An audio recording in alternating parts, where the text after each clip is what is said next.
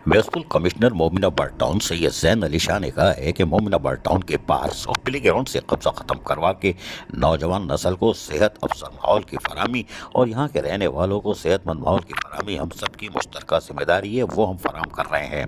इन ख्यालात का इज़हार म्यूनिसिपल कमिश्नर मोमिना बर्ड टाउन सैयद जैन अली शाह ने vice chairman union committee 3 Asif Rehman के हमरा कबड्डी ग्राउंड की तामीर मरम्मत के काम का मुआयना करते हुए किया। इस मौके पर इलाकाई मुअज़्ज़िन भी मौजूद थे। तो जैन अली शाह म्यूनिसिपल कमिश्नर मोमिना बर्ड टाउन ने उनसे बातचीत करते हुए कहा कि मोमिना बर्ड टाउन में रिहाइश पजीर आवाम को बिला तफरीह सहूलियात की फराहमी का अमल इंतहाई बरक़ रफ्तारी से जारी है। तमाम यूनियन कमेटियों में अरकान कौंसल अवामी इराक़ के मुताबिक वसाइल की तकसीम के अमल में मसरूफ़ हैं।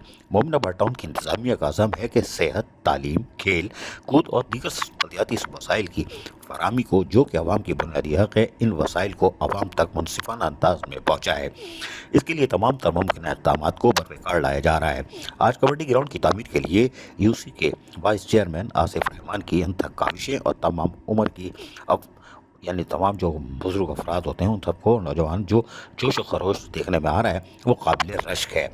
मोमिना बर्ड टाउन में तमाम यूनियन कमेटी में मौजूद पास प्ले ग्राउंड की तामीर व मरम्मत हिकमत अमली से जल्द पाए तकमील तक पहुँचाया जाएगा और इस अमल का आगाज़ हो चुका है। तमाम पार्स और प्ले ग्राउंड से तजावुज़ात ख़त्म करके नौजवानों को खेल व तफरीह के मौक़े फराहम करेंगे। उन्होंने ग्राउंड को मुकर्रर मुद्दत में तामीर व मरम्मत, तज़ीन और आराइश के साथ जल्द खोल दिया जाएगा, इस बात का भी इंकिशाफ किया। लिहाजा उन्होंने कहा कि आपकी जिम्मेदारी है कि ग्राउंड का ख्याल रखें, क्योंकि यह आप ही के लिए बनाया जा रहा है।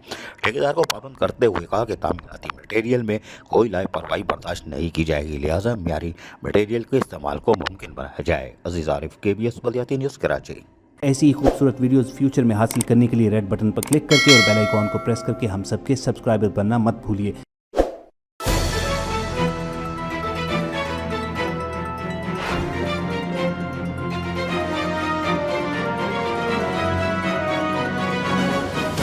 KBS बलियाती न्यूज़।